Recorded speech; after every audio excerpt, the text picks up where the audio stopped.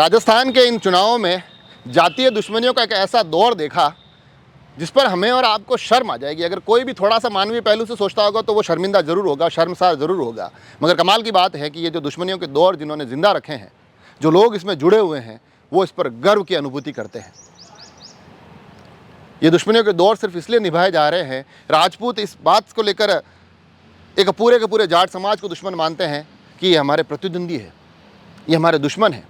हम उसके व्यक्तित्व का आकलन नहीं करते हैं कि आदमी कैसा है, ये जाट है तो मेरा दुश्मन है। ये हमने अभी वहाँ एक अलिखित नियम बना दिया है। कुछ ऐसी स्थिति जाट समाज में भी नज़र आती है कि वहाँ पर किसी व्यक्ति का राजपूत होना ही इसे एक भावना से भर देता है कि ये हमारा दुश्मन है, ये हमारा शत्रु है।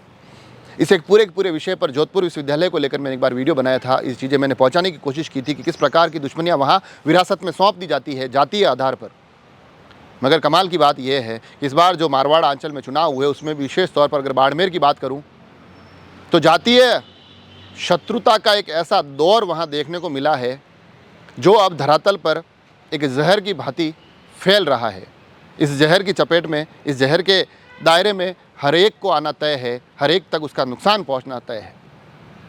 और कमाल की बात यह है कि हम में से कोई ये सोच नहीं रहा है कि ये चीज़ें रुकेगी कहाँ जाकर। हम में से कोई यह भी नहीं सोच रहा कि इससे हमारे समाज को फ़ायदा क्या है। इसमें से हम यह भी नहीं सोच पा रहे हैं कि राजनीति के इस घिनौने खेल का हिस्सा हम इस तरह से क्यों बन रहे हैं कि एक बहुत बड़े वर्ग को अपना शत्रु मान बैठे हैं। और सबसे महत्वपूर्ण प्रश्न, क्या हम आने वाली पीढ़ियों को ये परंपरागत शत्रुता विरासत में देने जा रहे हैं? आने वाली पीढ़ियों को हम अपने नए दुश्मन सिर्फ इस आधार पर देने वाले हैं कि राजपूत अगर आप हो तो जाट आपके दुश्मन हैं, अगर आप जाट समाज से हो तो राजपूत स्वतः आपके शत्रु है?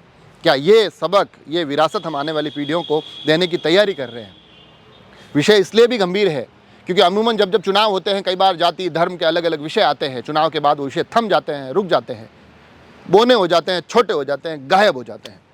मगर इस बार ऐसा देखा जा रहा है कि चुनाव संपन्न होने के बावजूद भी ये जहर फैलता जा रहा है, बड़ी ही गंभीर तरीके से फैल रहा है। हम लोग खुश होते हैं जब सिर्फ इस बात से कि सामने वाले वर्ग को कोई नुकसान पहुंचा हो, सामने वाले पीड़ा में हो, परेशानी में हो, हमें खुशी होती है क्योंकि हमें ये सिखा दिया गया है कि आप राजपूत हो तो जाट आपके दुश्मन हैं। उनके दुखों को, उनके दर्द को देखकर फिर हमें खुशी होती है। अगर आप जाट हो तो आपको ये सिखा दिया गया है कि राजपूत आपके मित्र नहीं हो सकते हैं, राजपूत आपके दुश्मन हैं। फिर उनको तकलीफ़ों में देखकर, उनको पीड़ा में देखकर हमें खुशियाँ होती है।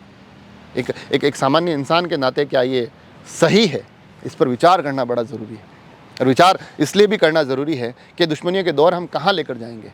और हम जब ये दुश्मनियाँ निभा रहे होते हैं तो हम बड़ी चौड़े होकर घूमते हैं कि ये मेरे समाज के साथ खड़ा हूँ, मैं अपने समाज के भले के लिए कर रहा हूँ, मैं अपने समाज की लड़ाई लड़ रहा हूँ। मगर अपने आप को आईने में देखते हुए कभी विचार करिएगा कि ये चीज़ें आपके समाज को किस प्रकार से आप लाभ पहुँचा सकती है। इस प्रदेश के दो सबसे बड़े वर्ग राजपूत और जाट स्वतः ही इन चीज़ों के कारण एक दूसरे के दुश्मन बन जाते हैं। ये किसी समाज के लिए फ़ायदे का सौदा कैसे हो सकता है? एक ऐसा क्षेत्र, अगर बाड़मेर की बात करूँ तो वहाँ जाट समाज भी बहुत है, वहाँ राजपूत भी बहुत है। दोनों एक ही वर्ग में, एक ही क्षेत्र में रहते हैं और एक ही क्षेत्र में आपने हर रोज़ के लिए दुश्मन पैदा कर लिए सिर्फ इस आधार पे कि ये जाट है या ये राजपूत है। तो ये बताइए आपके समाज के लिए कैसे बेहतर हो गया? समाज से अगर आगे चले तो हम क्षेत्र के विज़न की और विकास की बात करते हैं। चुनाव हो गए, अब यहाँ से कोशिश ये होनी चाहिए कि युवा, विशेष तौर पर युवा, एक दूसरे के साथ खड़े रहे, एक दूसरे के हाथ से हाथ मिलाए कि चलिए छोड़िए ये दुश्मनियाँ चुनाव तक रही, अब यहाँ से हमको अपने क्षेत्र के विकास के लिए सोचना है। और लड़ किसके लिए रहे हैं समझिए एक थोड़ा सा कि अगर रविंद्र सिंह भाटी जीत गए, राजपूतों में क्षणिक खुशी होगी, कुछ दिनों के लिए चौड़े चौड़े घूम लेंगे, सोशल मीडिया पर अपनी वीरता और अपनी बहादुरी की गाथाएं लिख लेंगे कि देखिए इस चुनाव को हमने किस तरह से लड़ा और जीत कर दिखाया, आज सामने वाली ताकतों को धूल चटा दी। इन खुशियों के साथ कितने दिन जी पाएंगे? अगर यही मैं जाट समाज की तरफ बढ़ूं और उनसे बात करूं तो क्या कैलाश चौधरी और उमेदराम बेनीवाल की जीत के बाद थोड़ी सी सोशल मीडिया पोस्ट पर वो अपने आप को बड़े सुपीरियर बता देंगे, वो दिखा देंगे कि देखिए हमने सामने वाले पक्ष को धूल चटा दी, उनको हरा दिया? कितने दिन तक? ये खुशियाँ बहुत क्षणिक होती है, बहुत छोटे समय के लिए होती है। राजनीतिक चीज़ों का बदलना तय है, राजनेताओं का बदलना तय है। जिन राजनेताओं के लिए लड़ रहे हैं, रविंद्र सिंह भाटी कभी भाजपा ज्वाइन करते हैं, फिर निर्दलीय के रूप में चुनाव लड़ लेते हैं। उमेदराम बेनीवाल कभी हरीश चौधरी के खिलाफ लड़ रहे होते हैं, आज वो उनके पाले में आके खड़े हो जाते हैं। ये चीज़ें राजनीतिक तौर पर ऐसे ही बदलती है। तो जब ये जो जिनके लिए लड़ रहे हैं उनके विचार, उनके पाले, उनकी पार्टियाँ ही स्थायी नहीं हैं, तो हम और आप ये स्थायी दुश्मनियाँ क्यों ले रहे हैं? और वो भी ऐसी दुश्मनी जो हम उन बच्चों तक पहुँचा रहे हैं जो बच्चे पैदा ही नहीं हुए।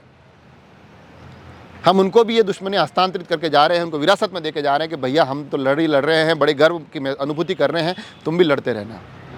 हमारे आपके परिवारों को क्या मिल रहा है, हमारे आपकी आने वाली पीढ़ियों को क्या मिल रहा है, इस पर विचार करना ज़रूरी है। और इस पर विचार इसलिए करना ज़रूरी है कि एक क्षण के लिए सोचिए कि दोनों ही वर्ग एक दूसरे के साथ मित्रवत व्यवहार रखते हैं, एक दूसरे के साथ सहजता से रहते हैं। आदमी का आकलन जाति के आधार पर नहीं करते हैं, आदमी का आकलन इस आधार पर करते हैं कि उस व्यक्ति का विज़न क्या है, वो व्यक्ति है कैसा, उसका आचरण क्या है, उसका व्यवहार क्या है। इस आधार पर अगर हम दोस्तियाँ करते हैं, मित्रता करते हैं, तो कहीं ना कहीं आगे आने वाले समय में हमें बेहतर परिणाम मिलेंगे, एक बेहतर समाज का निर्माण होगा।